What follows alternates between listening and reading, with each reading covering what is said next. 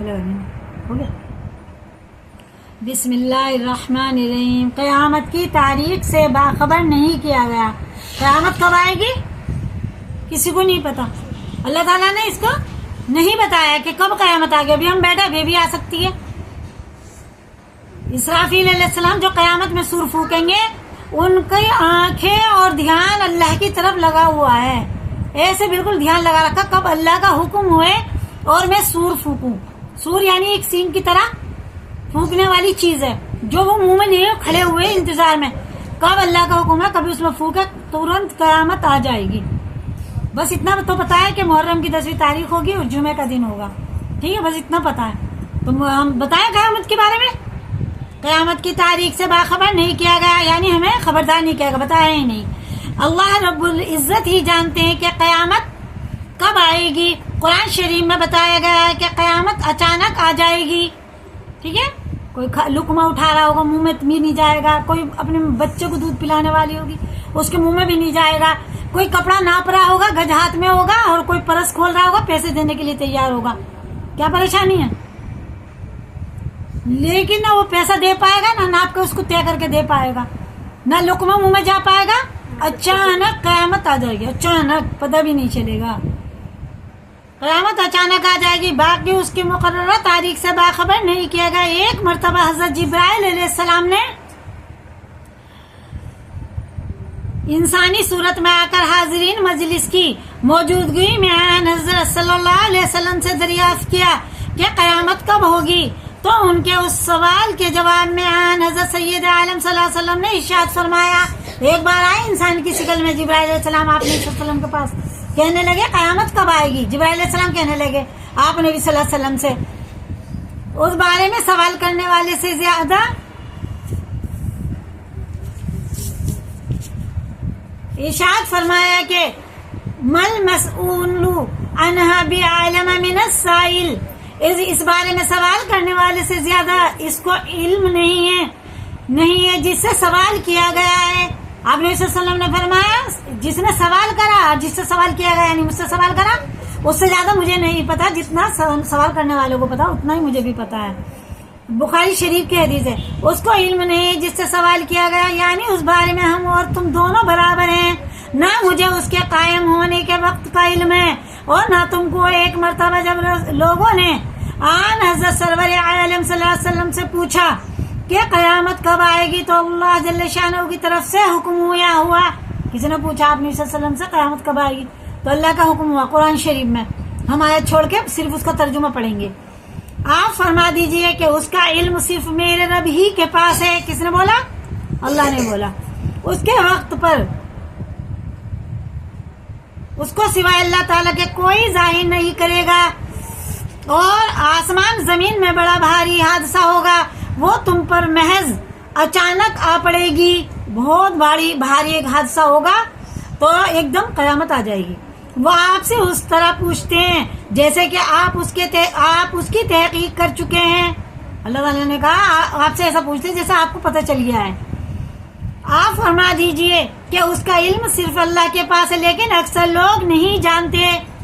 کیا حکم ہے آپ نے صلی اللہ علیہ وسلم کو کہ بس یہ بتا دو کہ اللہ کے سوا کوئی نہیں جانتا, اس کا علم بس اللہ کو ہی ہے. قیامت کبھی بھی آ سکتی ہے, ابھی بھی آ سکتی ہے. ٹھیک ہے, قیامت اچانک آ جائے گی. سوال سورہ انبیاء میں فرمایا, یہ بھی قرآن شریف کی آیت ہے, اس کا بھی ہم ترجمہ ہی بتائیں گے بس. بلکہ وہ آ جائے گی اچانک اس پر اور ان کو بدحواس کر دے گی. نہ اس کے ہٹانے کی اس کو قدرت ہوگی نہ ان کو مہلت دی جائے گی. کسی میں اتنی طاقت نہیں کہ قیامت کو پیچھے کر دے, پیچھے ہٹا دے یا اس سے بچ جائے. اچانک آ جائے گی.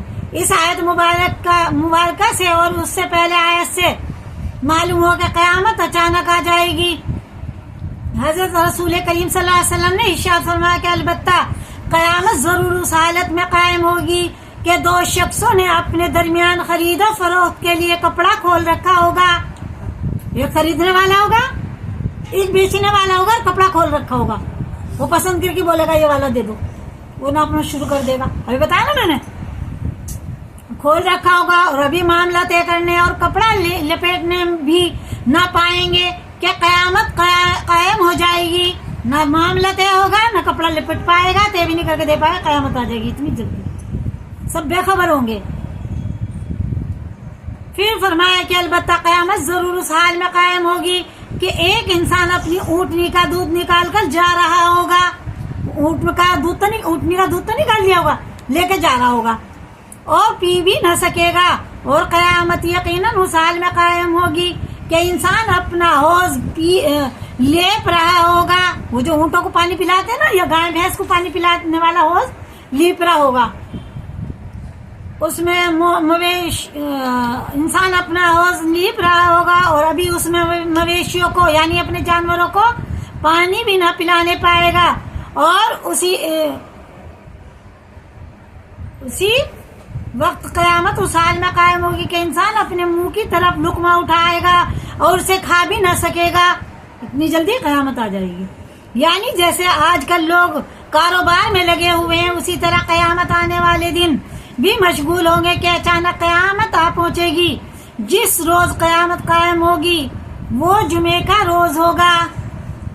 جس دن قیامت آئے گی کون سا دن ہوگا؟ جمعے کا دن. جمعے کے دن سے ہر شے ڈرتی ہے, ہر چیز ڈرتی ہے, ہر جانور ڈرتا ہے, چرند پرند, چاند سورج ستارے آسمان پہاڑ پیڑ. لیکن انسان بڑا بے خبر ہوتا ہے. بہتر جمعے کا نہیں, جمعے کے دن. اور اسی دن آدم علیہ السلام پیدا کیے گئے. کس دن؟ جمعے کے دن. اور اسی دن وہ جنت میں داخل کیے گئے. اللہ تعالیٰ نے جمعے کے دن ہی